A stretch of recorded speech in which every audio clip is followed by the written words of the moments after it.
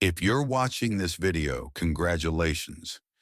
It means that thousands of people before you went through things so absurd that it's a miracle you're alive.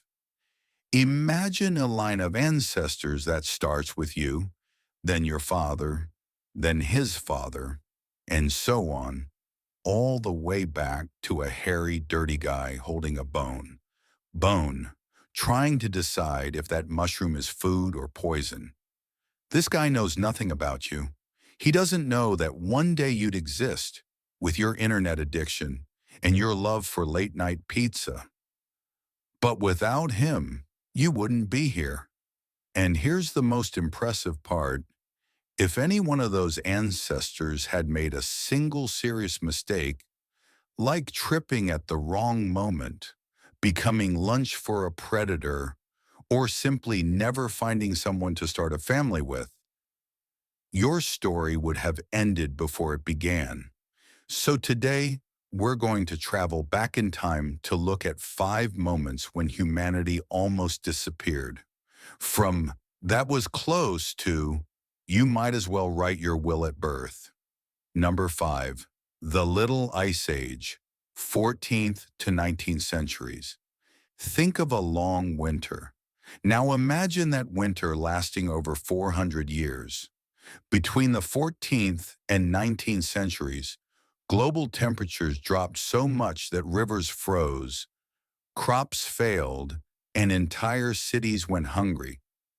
If you lived in that era, your day would include trying not to freeze to death, eating whatever scraps of food were left, usually hard bread and porridge, and avoiding disease.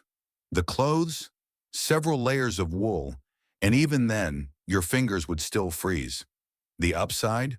Winter fares on frozen rivers, with skating and hot food.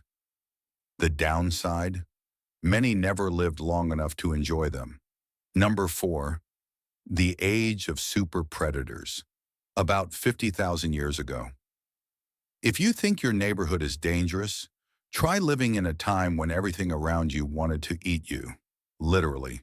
Cave lions the size of cars, giant bears, hyenas with jaws strong enough to crush human bones. The list goes on. Your ancestors had basically 2 weapons, a pointy stick and sheer desperation. The daily routine was simple. Either you hunted something or you became the hunted. Sleep?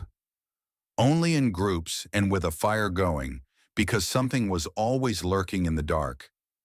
Number 3, the Great Drought of ancient Egypt, about 4,200 years ago. The Nile, the river that kept Egypt alive, just dried up. For years, rains didn't come, crops withered, and the empire collapsed. If you were a farmer at that time, you'd wake up to a cracked, empty field with zero food and no prospects. Families migrated desperately in search of water, and fights over resources were inevitable. This event was so devastating that archaeologists still find records describing it as a time of famine, chaos, and death. Number 2, the 1918 flu pandemic. You think catching the flu is bad? In 1918, this disease killed between 50 and 100 million people in less than 2 years. The worst part? It struck especially hard at healthy young adults who normally survived other illnesses. Packed hospitals, cities in lockdown, doctors wearing improvised masks, with no antivirals, no antibiotics, and limited medical knowledge, survival came down to luck and isolation. It was the modern equivalent of playing Russian roulette with the air you breathed. Number 1, the Chicxulub impact. Pre-humanity, but still important. Technically, your distant ancestors weren't human yet, but if this event had gone even slightly differently, none of us would be here. 66 million years ago, a 6-mile-wide asteroid hit what is now Mexico, releasing energy equal to billions of nuclear bombs. The impact triggered global wildfires, blocked out the sun for years, and wiped out 75% of all life on Earth, including the dinosaurs. The small and lucky mammals that survived eventually became the distant great-great-great-grandparents of all humankind. Conclusion. You exist because an absurd chain of survivors made it through extreme cold, hungry predators, famine, disease, and planetary catastrophes. You are the final product of millions of decisions and coincidences that went right.